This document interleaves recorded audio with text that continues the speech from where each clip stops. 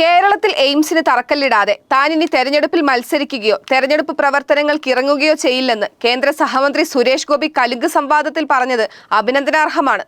അദ്ദേഹത്തിന് കേന്ദ്ര സർക്കാരിൽ നിന്ന് ഉറപ്പ് ലഭിച്ചിട്ടുണ്ടായിരിക്കാം, അല്ലെങ്കിൽ അതിവിടെ കൊണ്ടുവരുന്ന കാര്യത്തിൽ അത്ര നിശ്ചയദാർഢ്യമുണ്ടായിരിക്കാം. എന്തായാലും മലയാളിക്ക് അതിന്റെ രാഷ്ട്രീയം പ്രശ്നമല്ല.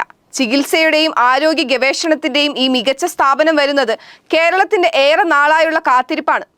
അതുകൊണ്ട് രാഷ്ട്രീയക്കാരോടുള്ള അഭ്യർത്ഥനയാണ്, സ്ഥലം ഏതായാലും എയിംസ് വന്നാൽ മതി. രാജ്യത്തെ മെഡിക്കൽ വിദ്യാഭ്യാസത്തിന്റെയും ഗവേഷണത്തിന്റെയും ഏറ്റവും മികച്ച കേന്ദ്രമാണ് എയിംസ്.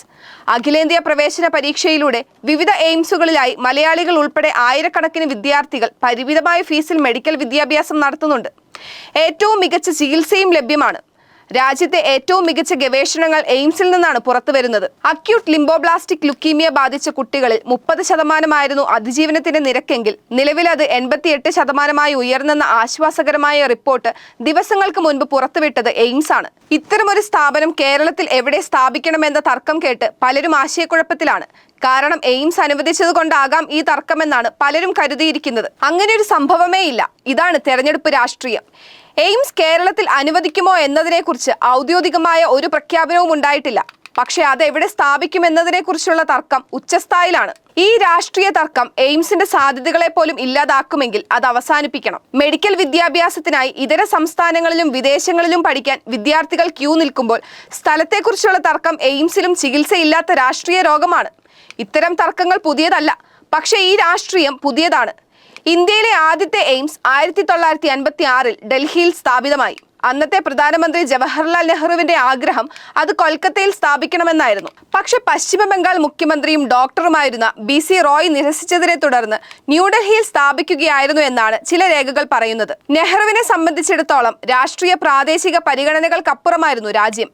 രാജ്യത്തിന്റെ വികസനത്തെ ശാസ്ത്രവുമായി ബന്ധപ്പെടുത്തണമെന്ന നിർബന്ധ ബുദ്ധി ഉണ്ടായിരുന്ന ജവഹർലാൽ നെഹ്റുവിന്റെ ആ കാഴ്ചപ്പാടിന്റെ സ്മാരകമാണ് എയിംസ്. ഏകദേശം 7 പതിറ്റാണ്ടിന് ശേഷം ആലപ്പുഴയിലാണോ, തൃശ്ശൂരാണോ, തിരുവനന്തപുരത്താണോ, കാസർഗോട്ടാണോ, കോഴിക്കോടാണോ വേണ്ടതെന്ന തർക്കത്തിലാണ് നമ്മൾ. അതിലേറെയും എയിംസ് തങ്ങളുടെ മണ്ഡലത്തിൽ എത്തിക്കാൻ വേണ്ടി തങ്ങൾ ശ്രമിച്ചിരുന്നു എന്ന് വോട്ടർമാരെ ബോധ്യപ്പെടുത്താനുള്ള വെറും അഭ്യാസങ്ങളാണ്. രാജ്യത്ത് 22 എയിംസുകൾ അനുവദിച്ചെങ്കിലും കേരളത്തിൽ അനുമതിയായിട്ടില്ലെന്നുകൂടി ഓർമ്മിക്കണം. രാജ്യത്തും വിദേശത്തും ഏറ്റവും അധികം ഡോക്ടർമാരെയും നഴ്സുമാരെയും സംഭാവന ചെയ്യുന്ന കേരളത്തിൽ ഇത് സ്ഥാപിക്കണമെന്ന ആവശ്യത്തിന് പതിറ്റാണ്ടുകളുടെ പഴക്കമുണ്ട്. പലപ്പോഴും ബഡ്ജറ്റുകളിൽ അത് ലഭിക്കുമെന്ന പ്രതീക്ഷയുണ്ടായിരുന്നെങ്കിലും ഏതോ രാഷ്ട്രീയം അതിനെയൊക്കെ കടപുഴകി കളഞ്ഞു. ഇപ്പോൾ ആ ചർച്ച വീണ്ടും സജീവമായിരിക്കുകയാണ്. കേരളത്തിൽ എയിംസ് അനുവദിച്ചതായി കേന്ദ്രം ഇന്ന് പറഞ്ഞാൽ നാളെ രാവിലെ സ്ഥലം നൽകാൻ സർക്കാർ സജ്ജമാണെന്നാണ് മന്ത്രി സജി ചെറിയാൻ പറഞ്ഞത്. ഒരുപക്ഷെ എയിംസ് കിട്ടാനിടയില്ലെന്ന തോന്നലാകാം അദ്ദേഹത്തെ കൊണ്ടത് പറയിച്ചത്. അതുകൊണ്ട് സ്ഥലത്തെക്കുറിച്ച് തർക്കിക്കുന്ന ജനപ്രതിനിധികളും കേന്ദ്രമന്ത്രി സുരേഷ് ഗോപിയും ആദ്യം കേരളത്തിന് എയിംസ് നേടിയെടുക്കൂ. ചാൾസ് ഡീക്കന്റെ ഒരു കഥാപാത്രം പറയുന്നുണ്ട്, വസ്തുതകൾ മാത്രമേ ജീവിതത്തിൽ ആവശ്യമായിട്ടുള്ളൂ. എയിംസിന്റെ കാര്യത്തിൽ നാം അതുമാത്രം കാണുന്നില്ല.